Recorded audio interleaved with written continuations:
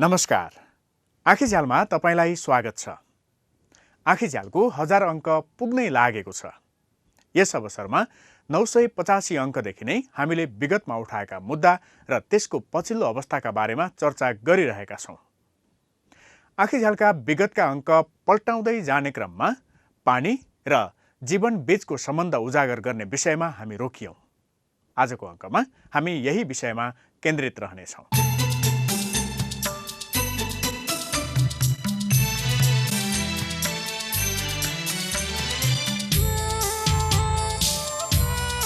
जीवन र जीविकाका कुरा, जलवायु परिवर्तनका कुरा, विकासका कुरा, प्रकृतिका कुरा हामीले अझै धेरै गर्नु छ।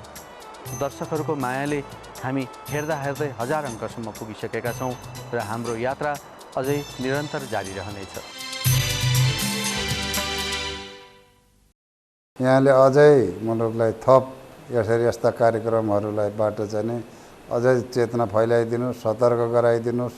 जुन प्रदूषणको र स्वास्थ्यको विषयमा ज्ञानवर्धक कुरा सिकाइदिनुस्। मैले मेरो चाहिँ नि त्यही अनुरोध छ यहाँलाई। अझ लाखौँ लाख चाहिँ नि यहाँको चाहिँ नि यो जाओस्, त्यो शुभकामना पनि दिन चाहन्छु।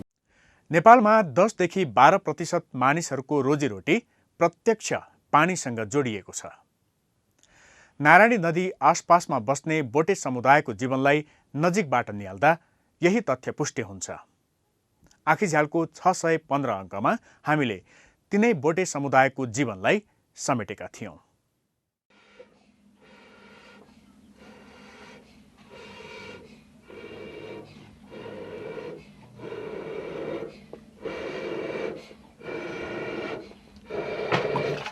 मायादेवी बोटे नारायणी जाने तयारी गर्दैछिन्। नवलपरासी जिल्लाको कोलहवा गाउँ विकास समिति वडा नम्बर 4 ब्रह्मस्थानकी मायादेवी हरेक दिन श्रीमानसँग नारायणी नदीमा माछा मार्न जान्छिन्।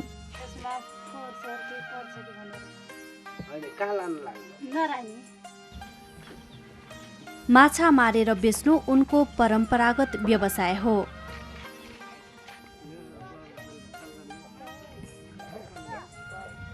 कोही टापुमै बेलुकाको चुल्हो चौको गर्न थाल्छन्।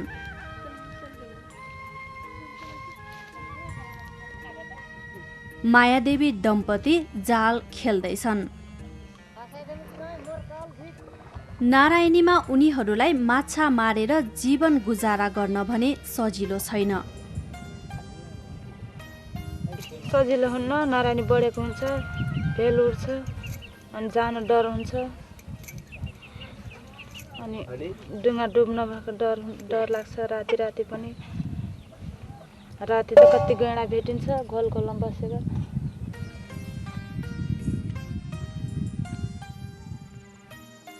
नारायणीको रात उनीहरूको यसरी नै बित्छ।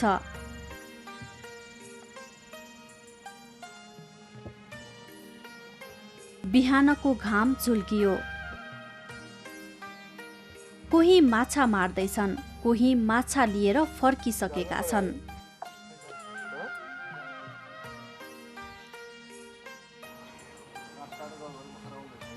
नारायणीको घाटमा बिहानै माछा व्यापारी आइपुगेको हुन्छ र त्यहाँ केही बेर माछा बजारको रमझम हुन्छ।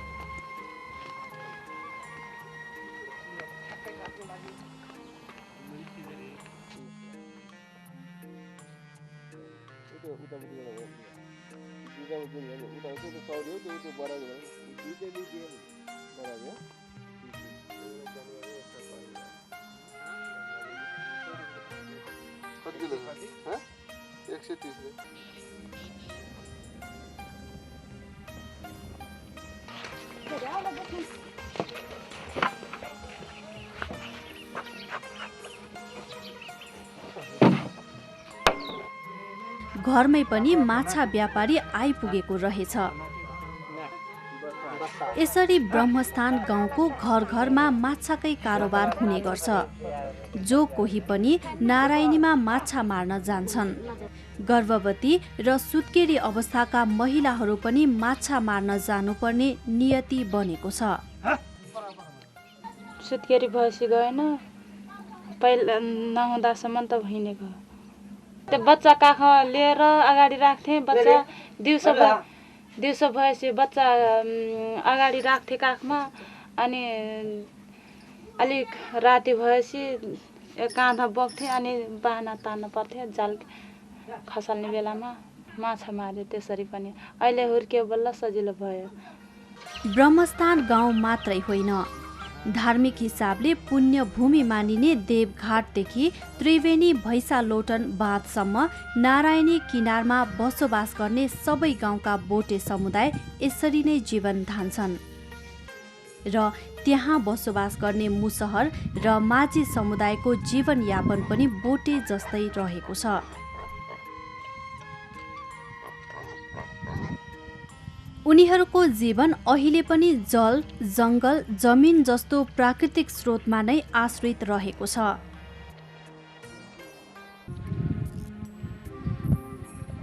वर्षाको 3 महिना जेठ, असार र श्रावण माछाले फूल पार्ने र बच्चा निकाल्ने समय हुन्छ।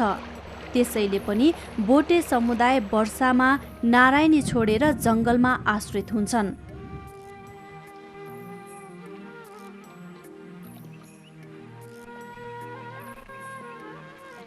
त्यसबेला नारायणी छोडेन भने माछाको जीवनचक्र नै सङ्कटमा पर्छ भन्ने विश्वास उनीहरूको छ।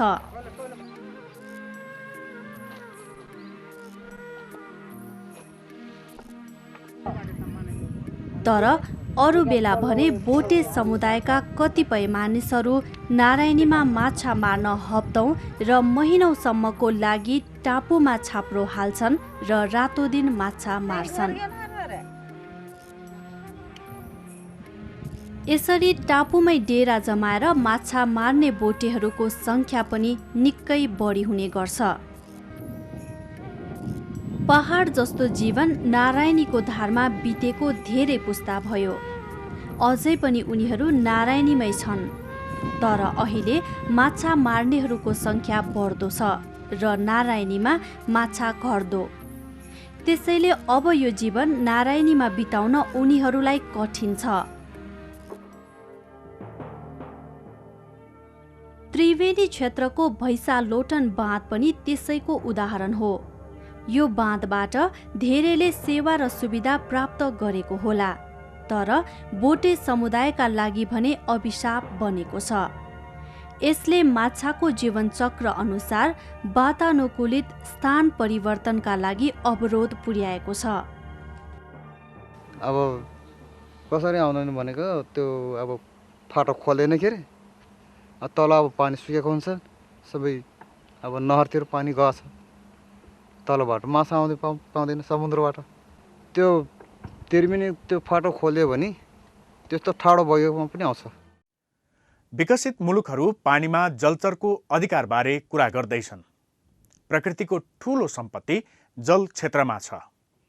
आँखीझ्यालको 366 अङ्कमा प्रस्तुत सालमनको जीवनचक्रले यही कुरा प्रस्ट्याउँछ। उत्तर अमेरिकाका वेस्ट कोस्टमा पर्ने नदीहरू साल्मोनका बाटो हुन्। खोलाको माथिल्लो भागमा 5 प्रजातिका साल्मोन जन्मन्छन्। उनीहरू त्यहाँबाट नदीको तल्लो भागमा बसाइसराई गर्छन् अनि समुद्रमा ठुला हुन्छन्। 4 वर्षपछि उनीहरू फेरि आफू जन्मेको ठाउँ फर्किन्छन्, अन्डा पार्छन् अनि मर्छन्। उनीहरूका पानीमा गति अत्यावश्यक छ। साल्मोनहरू यात्राका बेला खाँदैनन्। समुद्रमा सञ्चय गरेको शक्तिका भरमा उनीहरूलाई बाँच्नुपर्छ। उनीहरूको यात्रा सयौं माइलको हुन्छ, जसका लागि 1 महिनाभन्दा बढी समय लाग्छ। आफ्नो यात्रामा उनीहरूलाई कुन कुन कुराको सामना गर्नुपर्छ त? ठुला बाँधहरू साल्मोनलाई हामीले दिएको अर्को समस्या हो। कहिलेकाहीँ तिनीहरूले पानीको बहावलाई पुरै रोकेर खोला थुनेका हुन्छन्। त्यहाँ माछाका लागि बनेका भर्याङ भए तापनि त्यस्तो बेला उनीहरू टर्बाइनमा परेर मर्छन्। यति धेरै बाधा अड्चन भए तापनि केही माछाहरू त्यसलाई पार गर्न सफल हुन्छन्। अब उनीहरू नदीको उपल्लो भागतिर आइपुगेका छन्। क्विन्सल नदीको भूभागमा उनीहरू अघि बढ्दैछन्। उनीहरू अझ माथि क्विन्सल ताल पुग्नेछन्। उनीहरूको गन्तव्य भने हर्सलाई नदी हो।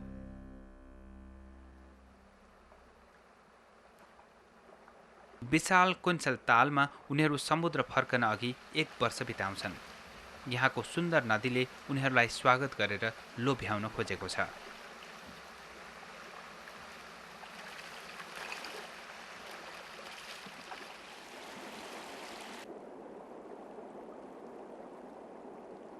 यी माछाहरू पूर्णतः थकित र गलित छन्।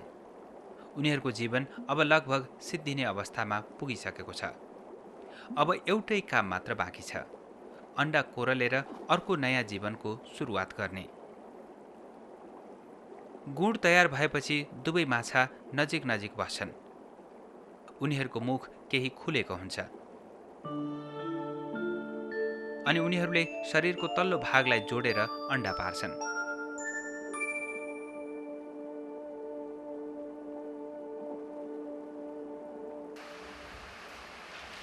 अन्य साल्मनहरू भने आफ्नो जन्मथलो खोज्न अझ माथि लागिरहेका छन्। घर पुग्ने एउटा उत्कट चाहना र उत्साहका साथ उनीहरू पौडिरहेका छन्।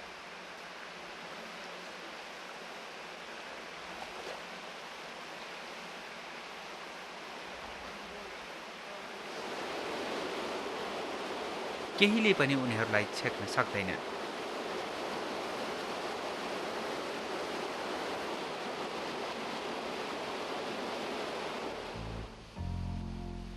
यो सुन्दर नदीको बहावमा अब उनीहरूका लागि अन्तिम चुनौती बाँकी छ। त्यो हो होर्सफ्लाई झरना।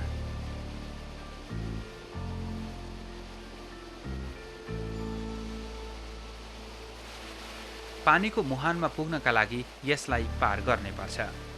यो ठाडो झरनाबाट पौडेर अगाडि बढ्न अझ दोब्बर शक्ति लाग्छ।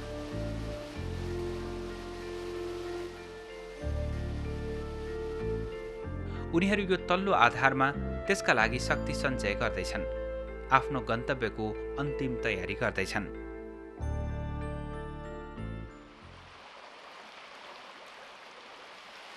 भ्यान्कुभर द्वीपमा साल्मोन नदीहरूलाई संरक्षण गर्ने धेरै आयोजनाहरू सञ्चालन भइरहेका छन्।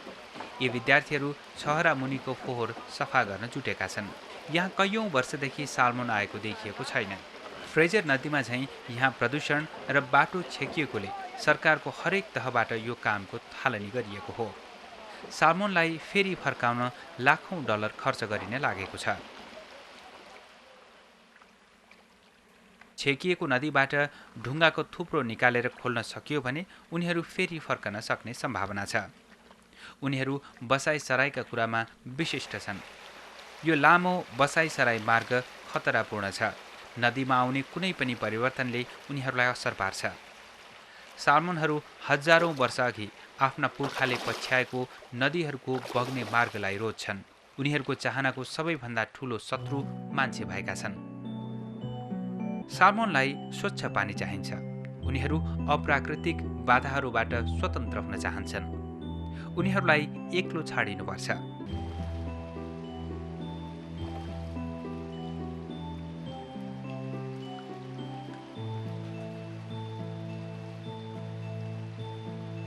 अब धेरै दिन छैन। उनीहरूको यात्रा सिद्धिने दिन आइसक्यो। हजारौं किलोमिटरको यात्रा उनीहरूले पछाडि छाडिसके। आफ्नो जन्मथलोमा ढुङ्गाको थुप्रोमाथि हजारौं अण्डाहरू अब सुरक्षित भइसके।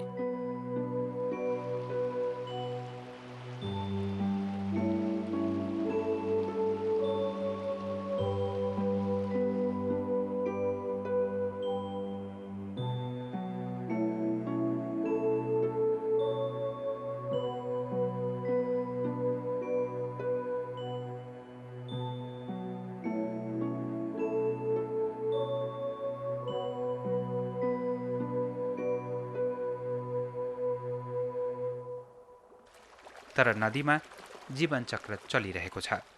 धेरै तरिकाले मृत साल्मोनका शरीरले फेरि प्रकृतिलाई फस्टाउनेछ, जुन कुनै बेला प्रकृतिसित उनीहरूले लिएका थिए।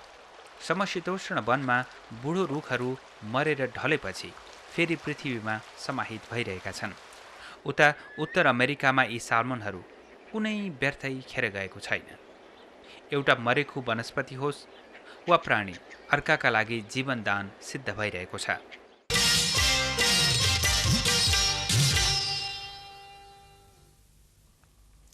नमस्ते, आँखीजालमा हार्दिक स्वागत। सुरुदेखि नै आँखीझ्याललाई हामीले दिगो विकाससँग जोड्ने प्रयास गर्दै आएका छौँ। त्यसैले आँखीझ्यालले उठाउने वातावरणको रङ हरियो मात्र छैन, यो इन्द्रेणी जस्तो छ, यसमा अनेकन रङहरू छन्। त्यसैले हामीले आँखीझ्यालमा दिगो विकासका विभिन्न मुद्दाहरूलाई उठाउँदै आएका छौँ। हामी गरिब छौँ, यसको मतलब जल क्षेत्रमा आफ्नो मात्रै अधिकार खोज्नुपर्छ भन्ने चाहिँ होइन। नदीमा मानिसको अधिकार तब मात्रै स्थापित हुनेछ जब हामीले जलचरको अधिकार निश्चित गर्नेछौँ।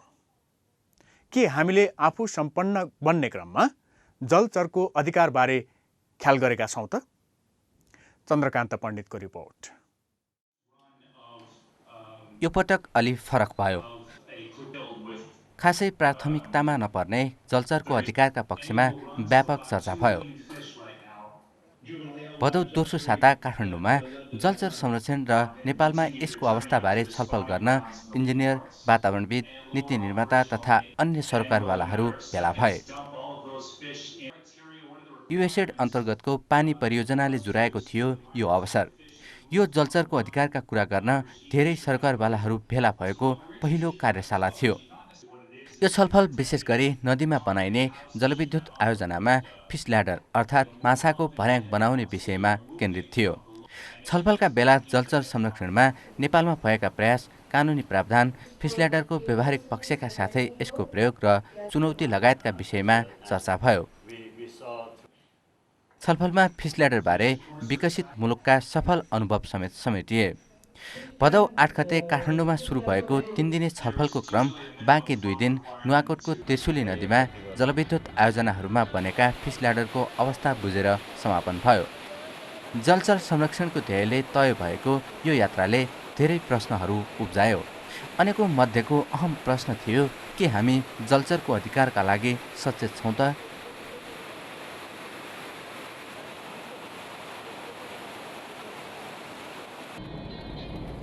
चीनबाट नेपालतर्फ बग्ने त्रिशुली नदीले मुगलिनमा मर्स्याङ्दी नदी नभेटुन्जेल 106 किलोमिटरको दूरी पार गर्छ। यो दूरीमा नदी तटीय क्षेत्रका लाखौं मानिसको जीविका त्रिशुली नदीमा निर्भर छ अनि सयौं प्रजातिका जलचरहरूको घर पनि हो त्रिशुली।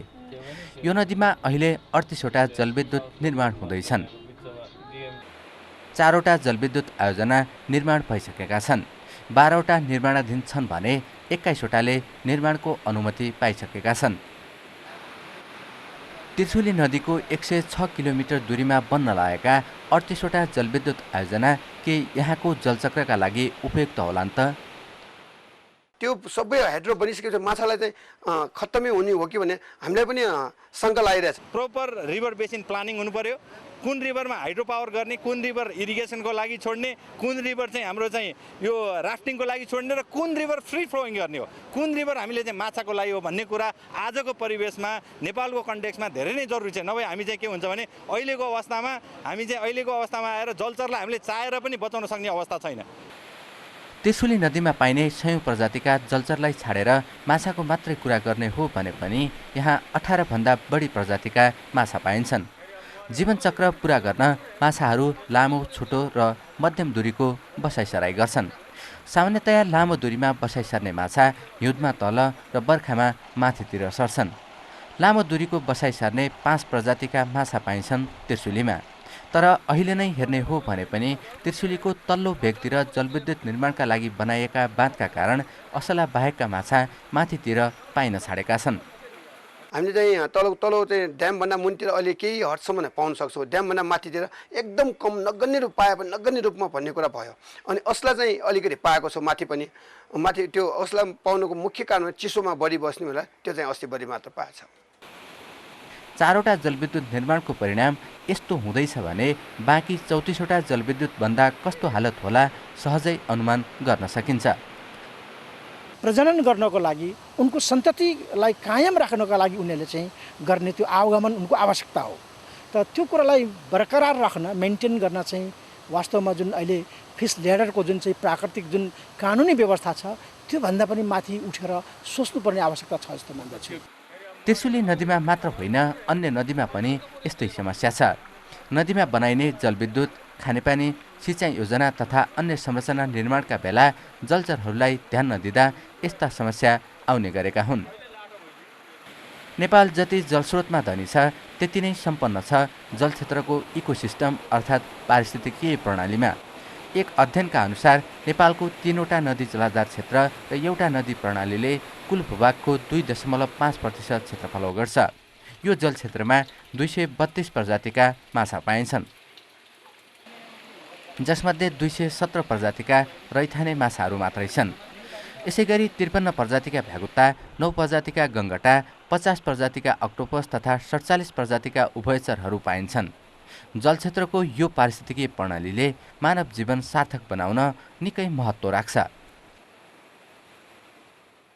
हाइड्रो पावर डेभलप गर्नका लागि चाहिँ कस्ता कस्ता खालका चाहिँ नियमहरूको पालना गर्नुपर्छ भन्ने, त त्यो नियमको पालना गर्दा गर्दै पनि यो माछालाई चाहिँ अझ जोगाएर लिएर चाहिँ जानका लागि एक किसिमको चाहिँ विशेष कार्यक्रमहरूको चाहिँ सञ्चालन गर्नुपर्ने आवश्यकता देख्दछु। हामीले चाहिँ जोगाना गर्न खोजेको, प्रिजर्भ गर्न खोजेको बायो सिस्टम वा इको सिस्टमको त्यसको जीवन चक्र वा लाइफ साइकल बुझ्नु पऱ्यो नि। त्यो लाइफ साइकल बुझेर त्यो त तदनुरूपको फिसलाइडरहरू वा तदनुरूपका चाहिँ फेसिलिटिजहरू डिजाइन हुनुपर्छ जस्तो मलाई लाग्छ। जलचर संरक्षण ऐन 2017मा नदीमा भौतिक संरचना निर्माण गर्दा जलचरहरूलाई असर गर्न नहुने व्यवस्था छ। ऐनको दफा 5(ख)मा विद्युत, खानेपानी, सिँचाइ वा अन्य कुनै पनि प्रायोजनका लागि बाँध निर्माण गर्ने निकायले जलचरको आवागमनमा बाधा पर्न नदिनको लागि सम्भव भएसम्म फिस ल्याडर निर्माण गर्नुपर्नेछ। फिस ल्याडर निर्माण गर्न सम्भव नहुने भएमा त्यस्तो ठाउँमा वा आसपासको क्षेत्रमा कृत्रिम प्रजननको लागि जलचर ह्याचरी तथा जलचर नर्सरीको व्यवस्था गर्नुपर्नेछ भनिएको छ। तर व्यावहारिक पक्ष भने कहाली लाग्दो छ। हालसम्म नदीमा बनेका यस्ता संरचनामध्ये 10वटामा मात्रै फिस प्यासेज बनेका छन्। बनेका मध्ये एउटाले मात्रै काम गर्छ अनि नदीको न्यूनतम 10% बहाव प्राकृतिक रूपमै छोड्नुपर्ने कानुनी प्रावधान पनि हिउँदका बेला पालना हुँदैन, जसका कारण जलचरहरू जलविद्युत गृहको टर्बाइनमै पिसिनुपर्छ। निर्माण पक्षले यस्ता कुरा ख्याल गर्दैनन्। नियमको अनुगमन गर्ने संयन्त्र हामीसँग छैन, जसका कारण कानुन र जलक्षेत्रमा रहेको पारिस्थितिकीय प्रणालीको मर्म अनुरूप काम हुन सकेको छैन।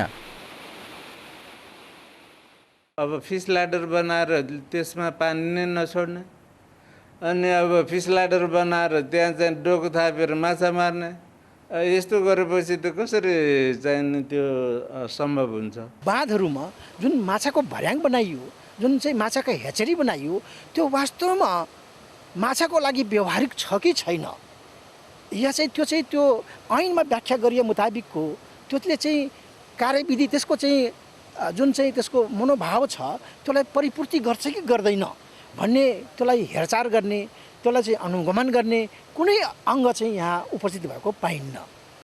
त्यसो त मुलुकको समृद्धि नै जलविद्युतमा रहेको सम्भावनासँग गाँसिएको छ। तर जलचरको संरक्षणलाई ध्यान नदिएर गरेको विकासले दिगो विकासमा समस्या ल्याउने देखिन्छ। तर के हामीसँग विकास र संरक्षण सँगसँगै लाने सम्भावना नै नभएको हो त? इकोलोजिकल सस्टेनेबल डेभलपमेन्ट भन्छ, त्यो प्रोसेसमा गर्ने भन्ने नै हो। त्यो हुनाले यो त्यति धेरै साह्रो गाह्रो काम होइन। खालि के हुन्छ भन्दाखेरि कुनै पनि हाइड्रो प्रोजेक्ट अथवा ड्याम प्रोजेक्टको सुरुको डिजाइनमा नै यसलाई चाहिँ नै समायोजन गर्नुपर्छ। अनफर्चुनेटली हामीले चाहिँ कस्तो हुन्छ, व्यवहारमा चाहिँ गर्दिन पनि गरिदिन्छौँ, डिजाइन पनि गरिदिउँला, तर चाहिँ त्यो सेन्सिटिभिटी हामीमा चाहिँ छैन। फेरि जस्तै अब तपाईँले मर्स्याङदीमा जानुभयो भनेदेखि तल एक थोपा पानी हुँदैन, सबै डाइभर्ट गरिरहेको हुन्छ, एक थोपा पानी हुँदैन। होइन, सबैलाई थाहा छ इन्भाइरोमेन्टल फ्लो मेन्टेन गर्नुपर्छ, जलचरहरू हुन्छ, तर व्यवहारमा चाहिँ हामीले ठ्याम्मै गर्दैनौँ। त्यसो त यो मामलामा विकसित मुलुकहरू पनि पछुताएका छन्। उनीहरू 100औं वर्ष अघि बनेका जलविद्युत योजनामा जलचरको अधिकार सुरक्षित गर्ने काम अहिले सुरु गर्दैछन्। यसका लागि उनीहरूले अतिरिक्त आर्थिक भार खेप्नुपर्नेछ। तर हामी जलविद्युतमा भर्खर अगाडि बढेका छौँ। यतिन्जेल जलविद्युतको विकासमा नयाँ प्रविधिसँगै जलचर संरक्षण गर्ने लगायत दिगो विकासका थुप्रै अवधारणाहरू विकसित भइसकेका छन्, जुन हाम्रा सामु भएको अवसर हो। बाहिर के छ भने एकदमै एभिडेन्स बेस्ड हुन्छ। जे कुरा पनि डिसिजन गर्दाखेरि लाइसेन्स दिने नदिने, लाइसेन्स दियो भने त्यो प्रोजेक्ट बनाउँदाखेरि के कुराहरू गर्ने, फिस प्यासेज राख्ने नराख्नेदेखि लिएर कति पानी छाड्ने, त्यस्तो कुराहरू एकदमै साइन्स बेस्ड हुन्छ। किनभने त्यहाँ रिसर्चहरू धेरै हुन्छ। रिसर्च बेस्ड भएको हुनाले चाहिँ प्रोजेक्टहरू धेरै जस्तो प्रोजेक्टहरू चाहिँ एकदमै नराम्रो हुन्छ भन्ने चाहिँ छैन। कोही प्रोजेक्टहरू अब वातावरणीय हिसाबले हेर्दाखेरि राम्रो नगरेको पनि छ। अब अहिले हामी जतिखेर सुरु गर्दैछौँ टेक्नोलोजी पनि त्यतिकै एभाइलेबल छ, नलेज पनि त्यतिकै एभाइलेबल छ र वातावरणलाई कमभन्दा कम बिगारेर पनि हामीले गर्न सक्छौँ। यसको मतलब यो होइन कि हामी ड्याम नबनाउने, ड्याम बनाउँछौँ। एक्चुअली बनाइदिँदैमा एउटा कङ्क्रिट स्ट्रक्चर बनाइदिँदैमा हुने भन्ने होइन। अमेरिकामा पनि कति प्रयोगहरू फेल भएका छन्, पछि पुनः गरिएको छ। त्यो त अध्ययन अनुसन्धानमा सिक्दै जाने हो। त्यसले मुख्यतः हाम्रा आफ्ना चाहिँ जलचर प्राणीहरूको उनीहरूको वासस्थान, उनीहरूको जीवनचक्र, उनीहरूको व्यवहारलाई बुझ्नेको चाहिँ महत्त्वपूर्ण कुरा हो। त्यो बुझेर तदनुरूपको डिजाइन गरियो भने सक्सेसफुल हुन्छ, नभए सक्सेसफुल हुँदैन। त्यसैले निर्माण कार्यमा हामी ध्यान दिनेहरूले यो कुरामा पनि ध्यान दिनुपर्छ, सँगसँगै विकासक्रम चाहिँ जानुपर्छ भन्ने हो। जलविद्युतको विकास र जलचरको संरक्षणसँग सँगै लाने अवसरलाई ख्याल गर्ने हो भने जलचरको संरक्षणमा हामी उदाहरणीय बन्न सक्छौँ अनि जलक्षेत्रको पारिस्थितिकी प्रणाली जोगाएर त्यसैमा समृद्धि हासिल गर्न सक्छौँ। त्यसैले भोलि गएर पछुताउनुभन्दा अहिले नै सोच्ने कि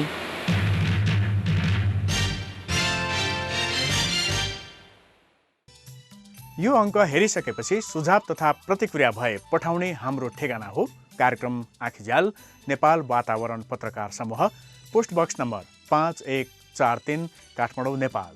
nefej@mosh.com.np मा इमेल लेखेर पनि पठाउन सक्नुहुन्छ। आँखीझ्याल कार्यक्रम फेसबुक र युट्युबमा पनि हेर्न सकिन्छ। हस्त आजको आँखीझ्याल यति नै। अर्को साता फेरि यस्तै अर्को विषयवस्तु लिएर उपस्थित हुनेछौँ। नमस्कार।